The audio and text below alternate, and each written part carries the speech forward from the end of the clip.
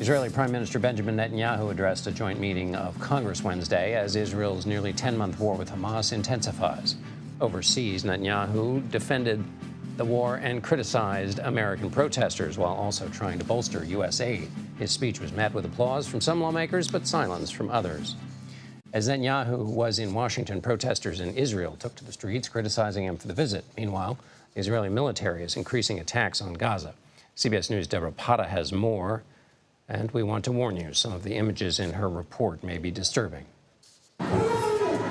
Demonstrators marched in Tel Aviv to protest Prime Minister Benjamin Netanyahu's congressional address, saying he should have stayed home to secure a hostage release deal. Seal the deal. Bring them home now. Bring us home now. In war-weary Gaza, Palestinians also long for a ceasefire.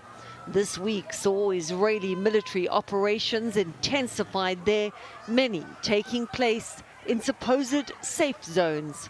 Every day, children are dying. 10-year-old Hamza was making a kite with his cousins, 8-year-old Noor and 12-year-old Mohammed, on the rooftop of their home. We were just sitting there, said Noor, when a drone started firing at us. There was green smoke and we were hurt. Little Noor was still in shock as she lay next to her brother on the hospital floor with injuries to their legs. Hamza was hit in the chest. Hospitals are so overrun with casualties that Noor Mohammed was sent home to recover. Their father, Abu Mohammed, explained what happened. They were making kites here. The drone saw them and shot at them, he said. Then they ran, but the drone followed them and shot through the wall. He does his best to comfort his children, who are still in great pain. And one of Mohammed's friends, Mahmoud, stopped by to check on his playmate, worried he was missing out on their regular football game. I was also under the rubble, he said.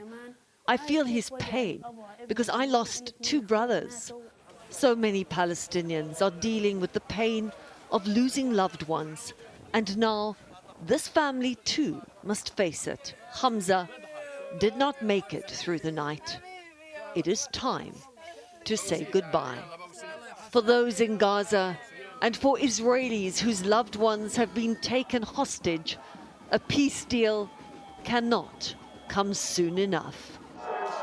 Protesters here booing as Benjamin Netanyahu's speech is beamed live from Congress here in Hostage Square. They are angry, they are fed up.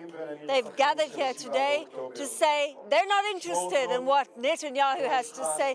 The only thing they want to hear from their Prime Minister, John, is that there's a deal. Debra Patta in Tel Aviv. Thank you, Debra.